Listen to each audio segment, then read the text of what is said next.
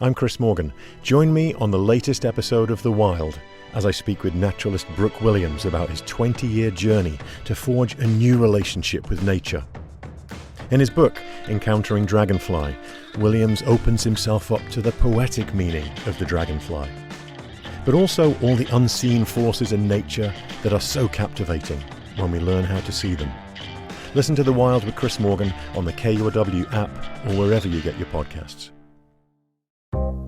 Seattle has more single people living alone than any other major U.S. city. Seattle is a big city, and in this big city are a lot of small apartments. The average new apartment size in Seattle is just 650 square feet. That's the smallest in the nation. If you're single, that might work for you. But if you want to raise a family in a larger space, that can get expensive. $3,500 a month on average for a 3-bedroom apartment. That's more than double what a studio would cost. A house with a backyard could cost thousands more. We've built a lot of small units, and that's good. However, that needs to be balanced with options for people who live a different life.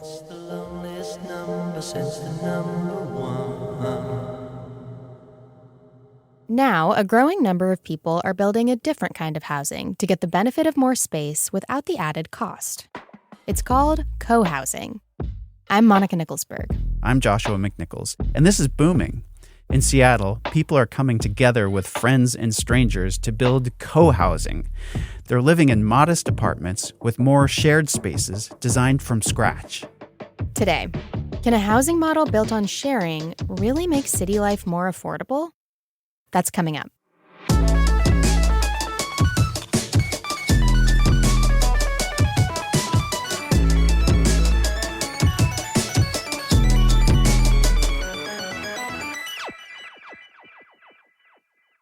So, who are your neighbors?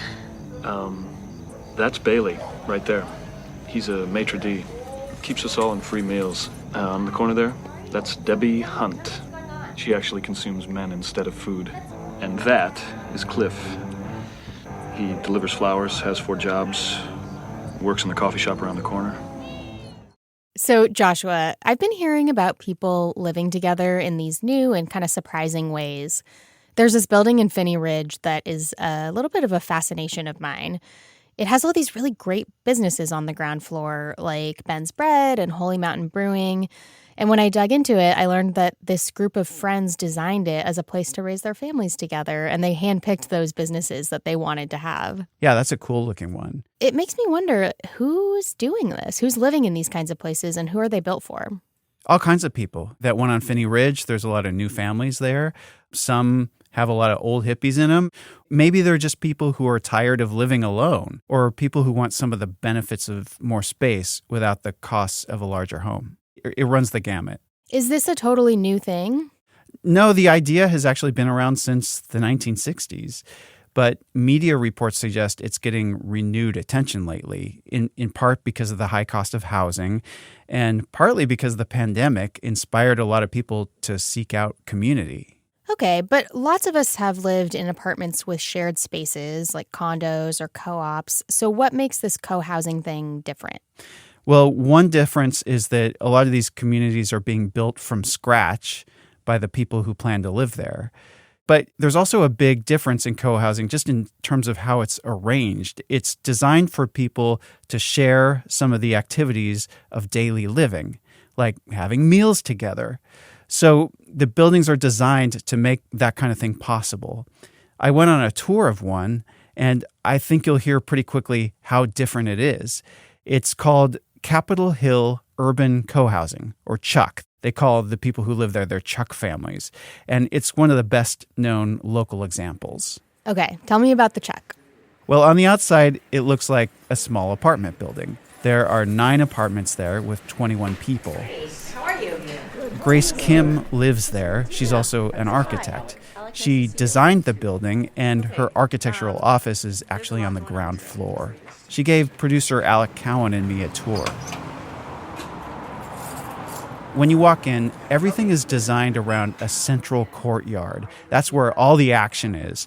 The kitchen sinks look out onto it. The balconies look out onto it. That's where the stairs and elevator are. So you have a space designed for neighbors to run into each other. That's where we said hello to Grace's mom, who recently moved into an apartment of her own. Hi, Mom. Oh, so it's multi-generational. Yeah. And there's a shared rooftop patio and roof garden, and it's got plants that anybody in the neighborhood can come and harvest. A shared community garden is my personal dream, but I've noticed a lot of condos have shared spaces like that just don't really get used that often. My friends used to live in one of those big luxury high-rises in South Lake Union, and it felt like our friend group was the only one that ever took over the movie theater or the lounge space. That's because it takes more than a building to bring people together. People who live there have to make it a priority. At the Capitol Hill Urban Co-housing Building, they do. Everyone has their own dining room, but there's a big shared kitchen and dining area where they have meals together every other night. That sounds so sweet. Did you get a sense of what it's like to live there? Yeah. Let me start with that dinner. They rotate dinner duty. So every other Tuesday, I cook. The other nights, I just show up. I don't have to do anything. I don't have to pay for anything. I just come, eat, talk with my neighbors, and then I go home. And we can work on homework, or I can practice piano, or I can go back to work. It just frees up a lot of time.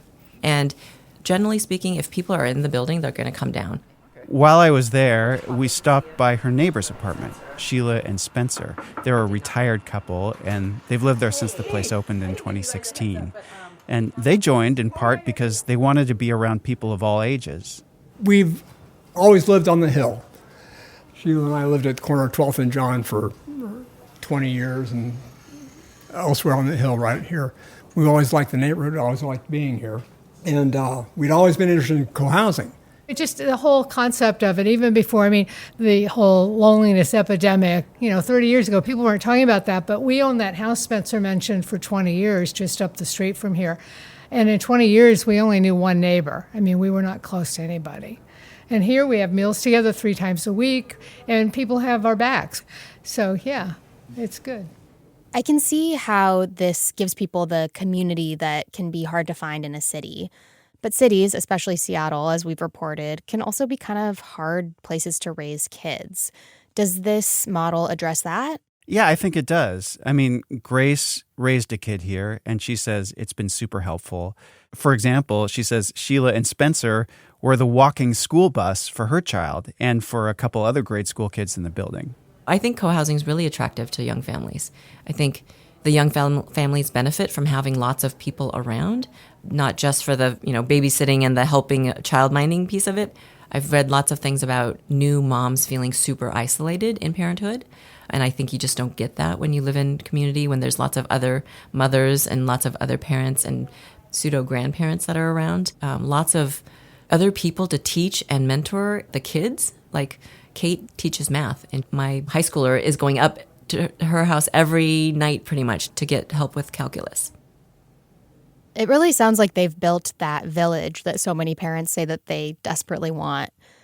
But there's another thing that parents can't stop thinking and stressing about. I can attest to this firsthand, and that is the high cost of living. Is this model cheaper for families?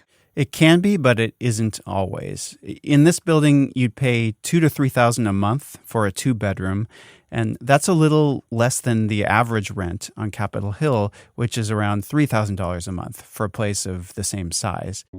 But there are other savings that help offset the cost of rent. Certainly on the micro scale, sharing of everything is an ethos here. And for example, they point out that in the suburbs, everybody has their own stuff, their own lawnmower, their own grill, everything. But here, they share all kinds of things, like camper vans. They borrowed Maxi, which is a big camper van, from one of our... Actually, they're not even one of our neighbors anymore. They moved out last year. But they're still connected to the community. They come for community meals. The 9 families here share 4 cars. Because when we do need to do something that needs a car, there are people who are willing to let us use their car. So that's another sharing. Grace says that she and her husband can go away for a couple weeks and know their teenagers looked after. There's things that you just can't put a price on, but they dramatically improve the quality of life and your daily costs, your monthly costs. This gets to my next question, which is about childcare, my favorite topic.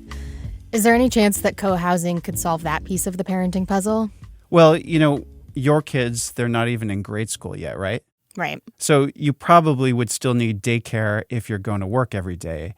But, maybe not. It really depends on the relationships you would form in this building. Yeah, I mean, it sounds like at the very least you could rely on people for babysitting or emergencies, even if you're not getting daily childcare. Yeah. I can also imagine that sharing resources would save a good amount of money. Like if you're making one big meal for the whole building, you could just get your groceries at Costco. Yeah, Costco is about buying food and toilet paper in bulk. And the kind of housing they chose to build is like buying housing in bulk. That's because they built an apartment building. Apartments are cheaper to build, per housing unit than a single-family home or a townhouse, partly because they spread the high cost of land among more people. Here's how they made it happen. Each of these 9 families chipped in $30,000 to help cover the down payment on a construction loan. They used that loan to build a $5 million apartment building on a property that's a little smaller than a standard single-family lot, where you'd usually have just one home. Today, they own that building collectively as an LLC, and they rent it out to themselves. They decide what the rents will be through a democratic process. In this case, that means $2,000 to $3,000 for a 2-bedroom unit, which is a little cheaper than the average rent in the neighborhood for an apartment of that size. There are a lot of different ways you could go about this. A co-housing group could choose to focus on affordability as a number one goal. In this case, they prioritized other things over getting things as cheap as possible. The important thing here is that these families are choosing not to move into a more expensive single-family home. And they're okay with that because they're part of a strong social network in this building, and they have shared common spaces that make their small homes feel larger. Yeah, it seems like there are some real financial trade-offs to co-housing and deciding what kind of model you want to build. Have you talked to experts about this? Do they think that co-housing is generally good for a city, or is it just kind of this boutique product that's only accessible to people who have $38,000 lying around and many years of their lives to spend planning something like this? I was wondering that too, so I went to an expert. I talked to Greg Colburn. Greg teaches housing and real estate at the University of Washington, and he's going to run the brand new Washington State Housing Research Center there. He says you need a wide variety of housing styles, especially for people who feel alienated by the housing currently being built here. I was just at my 30-year college reunion, and someone was commenting on how much fun we had in college, and I referred them to this article it said the reason why people talk about college so fondly is it's the last time you really live in community. And it's a walkable community, and you're near your friends, and you're eating together in one space. And then we move into adulthood, and then we go into this very siloed form of living that works for some, and for other people it doesn't. The reality is there's no one housing type that works for everyone. And so having diversity of housing types and models, to me, is really good for society. It's funny that he mentioned that because as you were describing this, it brought me back to these different moments where I felt like community was so strong in my life. Like in my 20s when I lived in a house with all my friends and we each took turns making one dinner a week. Or in college, my freshman dorm was like the Chuck. It was 3 residential towers around a shared courtyard. Yeah. And, Greg told me that his daughter recently told him that she can't wait to get old enough to where she can have her own apartment. And he was like, oh, man, things have changed so much lately. There are a lot of people who are driven to live alone, and that's where a lot of the demand is right now. But not everybody wants that. Yeah, and it's clear that this can be a really valuable way to build community. But we started this conversation by asking whether this was a way to make it more affordable for families to live in the city. And it sounds like this model isn't completely tackling that problem. So what would it take for co-housing to actually be an affordable solution for people? Well, here's an important point. Co-housing is expensive to build because all housing is expensive to build. And you don't get a discount on construction materials just because you're community focused. Anything a government does to make housing cheaper in general also brings down the cost of co-housing. For example, city governments can help housing projects get their building permits faster. Or governments could change zoning laws to allow small apartment buildings on quiet residential side streets. Like right now, Seattle only allows apartment buildings in a few places, like on busy arterials or in neighborhood centers. And because there's limited land for apartments and lots of demand, you end up with these giant buildings that try to pack in as many people as possible. Co-housing works better in a smaller building because then you have a manageable community size. And if you make it easier to build small apartment buildings in more places, you make it easier to build co-housing. Makes a lot of intuitive sense. Well, thanks for bringing this story to us, Joshua. You're welcome.